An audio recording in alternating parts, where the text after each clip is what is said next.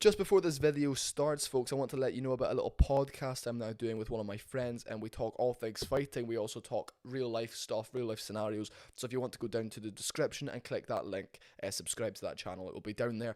Also, don't forget to subscribe to this channel for daily, sometimes, mixed martial arts content. All of you guys ripped me to pieces for my opinion on UFC 300, and I was saying it's awful and they don't know how to market it properly. They don't know what type of fights the fans want to see. I truly think it's like 40, 50, 60-year-old men making these fights, and they just don't really understand what the fans want and what the fans hate. And I truly believe that now. I think obviously Dana White's part of the matchmaking team. He sees it a bit differently, but he also is... It's not what we wanted to see, but however, Holly Holm versus Kayla Harrison is a perfect fight, guys. It's incredible. It's unbelievable. I love this fight because it gives the fans an opportunity to go to the bathroom during the event, which we desperately needed. I mean, people were saying Alexander Rakic, that was a great fight to go to the bathroom during, but I mean, this one takes the cake.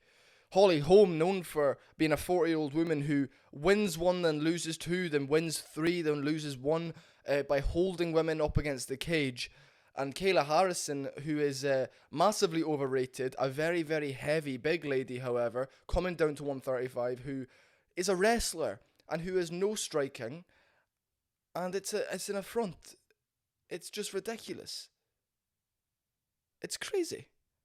But anyway, folks, I want to say this. What are your opinions on UFC 300 now? And this better be on the early prelims, or I am going to be absolutely raging. Now, guys, I was in a really good mood. The reason I'm sat in this ridiculous, skimpy little tank top thing is because I was running on the treadmill for the first time since I injured my ankle, just to see how it would feel. I've got it wrapped up, I've got really big shoes on, and it feels good. So I was in a really happy place, I was in a really good mood. Finally, maybe getting past this ankle injury. And then I see this news, and I'm just like, wow. What are they doing? We want UFC 300 to be stacked start to finish, not have the first fight of the night, which I bet you this won't be as well. This better be the first fight of the night, because if it's not, I'm going to be absolutely raging. If they put this like headline in the prelims or something, I will be absolutely gutted. Personally, I think the women's title fight should headline the prelims, and I'm hoping they do that.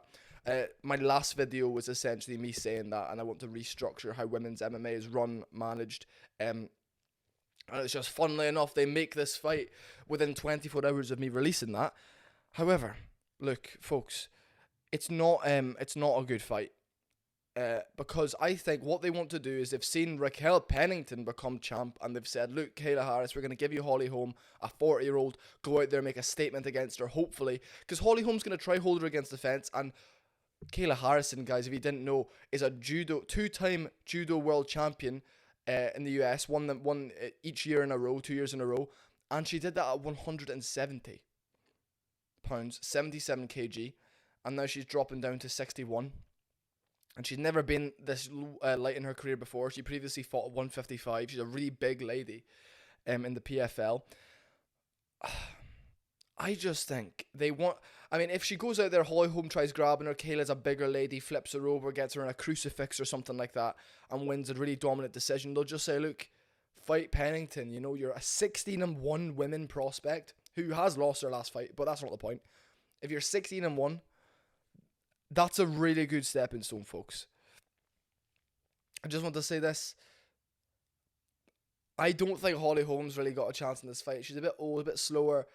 She can take a shot. Holly Holm's always been quite tough. She's been knocked out a few times previously to this. However, I think she's tough, becoming a wee bit softer.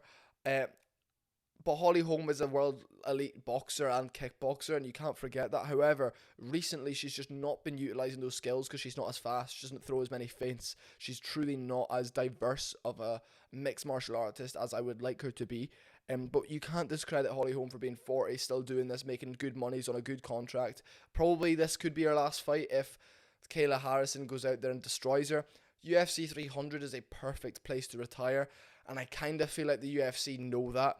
She's probably maybe said to the UFC, look, I've been in this company for a long time, I've been a world champion in this organisation, I've done some phenomenal things.